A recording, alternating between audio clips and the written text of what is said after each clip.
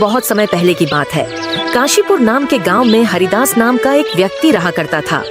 हरिदास दान पुण्य करने में बहुत विश्वास रखता था। इस कारण गांव का हर व्यक्ति हरिदास का बस तारीफ करता था।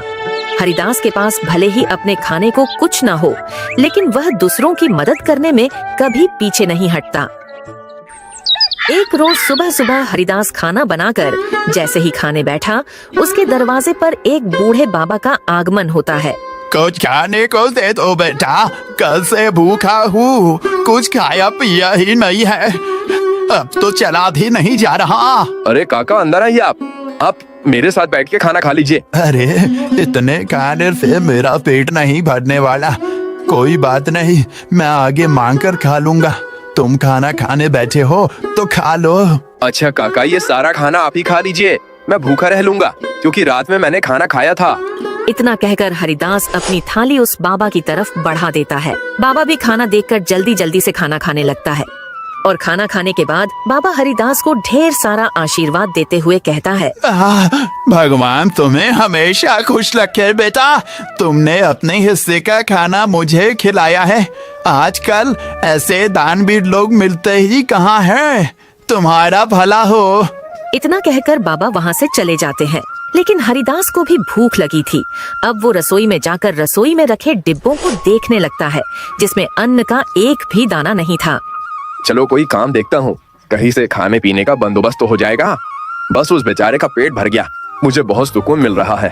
अब हरिदास यह सोचकर घर से निकलता है। तभी उसे देखकर गांव का रामलाल अपनी पत्नी से कहता है, अरे कब से यह अनाज की बोरियां मैं अकेले ही उठा रहा हूँ। अभी हरिदास को बुलाता हूँ, तुम देखना वह कैसे मेरी मदद करेगा। उसे तो वैसे भी लोगों की मदद करने का भूत सवार है। खुद भले ही जेब में फूटी कौड़ी ना हो, लेकिन बड़ा दानवीर बनता फिरता है यह भी। अब रामलाल हरिदास को आवाज लगाकर बुलाता है, अरे क्या हाल चाल है रामलाल भाई, सब ठीक तो है ना? या अनाज की बोरियां खेतों से ला रहे हो क्या? अरे हाँ, खेतों से अभी 10 बोरियां और लानी है, लेकिन मैं बहुत ज्यादा थक गया हूँ। तुम थोड़ा हाथ बटा देते तो मेरा काम जल्दी हो जाता। अरे क्यों नहीं, चलो चलो, मैं आपके साथ मिलकर खेतों से आपके घर तक बोरियां पहुंचवा देता हूँ। बड़ा ही बेवकूफ है, और इससे बेवकूफ बनाना भी आसान है। चलो इसी बहाने मेरी मदद हो जाएगी और थोड़ा आराम भी मिल जाएगा। इतना कहकर रामलाल हरिदास से अब कई सारी बोरियां खेत से घर रखवाता है। लेकिन हरिदास तो भूखा था, उसे भूख भी बहुत तेज लग रही थी। अब बोरियां रखने के बाद रामलाल हरिदास से कहता है, बहुत बहुत शुक्रिया भाई, अगर तुम ना होते ना तो मुझे ये बोरियां ढोते ढोते रात हो जाती। कई घंटे बोरियां ढोने के बाद हरिदास थक जाता है और वह हरिलाल के दुकान से उधार राशन लेकर खाना बनाकर खाता है। अगली सुबह उसके दरवाजे पर किसी की रोने की आवाज आ रही होती है। हरिदास नींद में होता है और जब दरवाजा खोलकर देखता है, उसका पड़ोसी कुलदीप अपनी पत्नी को पीट रहा है। अरे अरे कुलदीप, तुम अपनी पत्नी को इस तरह क्यों मार रहे हो? अरे क्यों न मारूं, मेरी पत्नी मेरी मर्जी। तू कौन होता है बीच में बोलने वाला? देख कुलदीप, ऐसे सुबह सुबह मारपीट करना सही बात नहीं है भाई। गांव के लोग इकट्ठा होकर देख रहे हैं सब, ये अच्छी बात है क्या? अरे भूषण बेटा, तू भी किसे समझा रहा है? इससे समझाना मतलब अपना सिर दीवार पर मारने वाली बात है। सरू सुबह सुबह चमेली से पैसे मांगने के लिए लड़ रहा होगा। दीने को पैसे नहीं होंगे ना इसके पास। अरे बुढ़िया चुप कर, ज्यादा बोलने की जरूरत नहीं है। राम राम राम, आजकल के बच्चों को तो अपने से बड़ों से बात करने की तमीज ही नहीं है।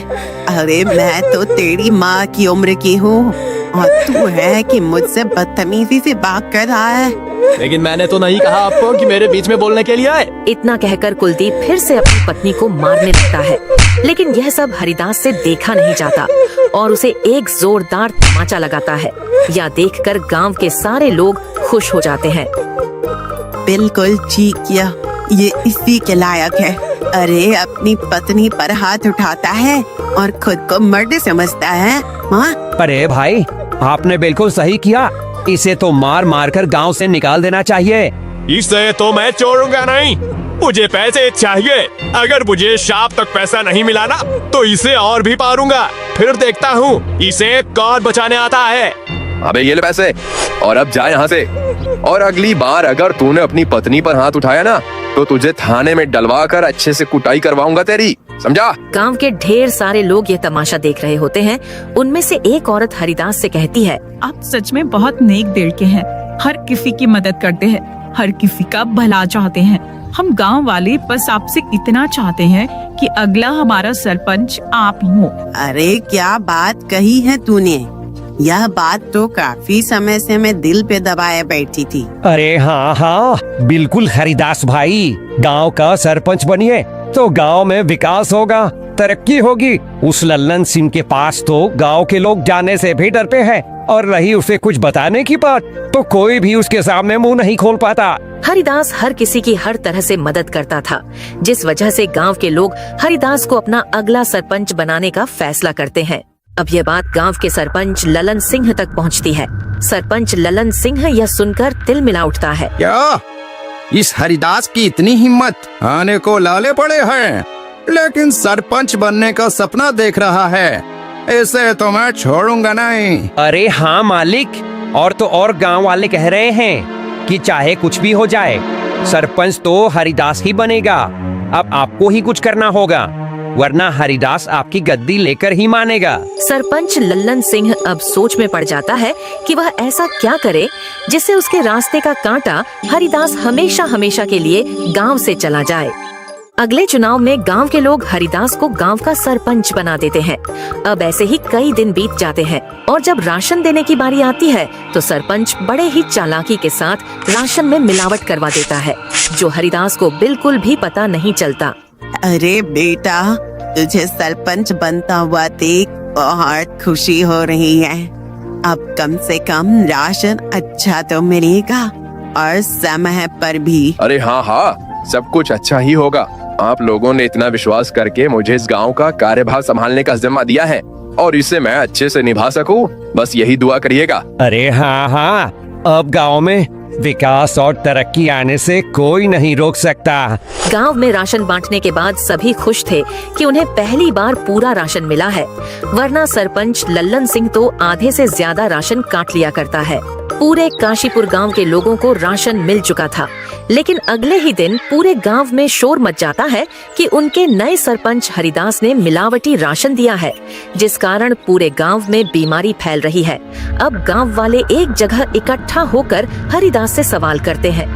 हमने तुम पर विश्वास करके तुम्हें गांव का सरपंच बनाया और तुमने हमारे साथ ही विश्वासघात किया। हरिदास बेटा, मुझे तुझसे ये उम्मीद नहीं थी। अरे राशन में मिलावट करके क्या मिला तुम्हें? तुम तो गांव के लोगों का हमेशा से भला चाहते थे, तो भला फिर राशन में मिलावट क्यों किया? इतना मिलावट तो सरपंच झीरी नहीं करते थे। हमने तुम्हें सरपंच बनाकर गलत फैसला ले लिया है। बिल्कुल ठीक कह रही है कलावती काकी, अभी के अभी तुम इस गांव से निकल जाओ, तुम इस गांव में रहने के लायक ही नहीं हो। ये सारी बातें चल ही रही होती है कि तभी वहाँ सरपंच लल्लन सिंह आ जाता है। अरे हाँ हाँ, इसे अभी के अभी गांव से निकाल दिया जाए। इस पर विश्वास करके तो हमने बहुत बड़ी गलती कर दी है। अब हरिदास को गांव वाले गांव से निकाल देते हैं। सरपंच और उसका नौकर बहुत खुश थे, क्योंकि ये सब किया धरा तो उनका ही था। अब गांव से निकलने के बाद हरिदास काफी दूर आ जाता है और वह थक कर एक पेड़ के नीचे बैठकर गांव वालों के बारे में सोचने लगता है। जिन गांव वालों को मैंने इतना साथ दिया, खुद से पहले उनके बारे में सोचा, आज उसी गांव ने मुझे निकाल दिया। अरे राशन में मिलावट भला मैं क्यों करूंगा? और अगर मैंने गांव वालों के राशन में मिलावट नहीं की है तो फिर ये सब जरूर सरपंच का काम है।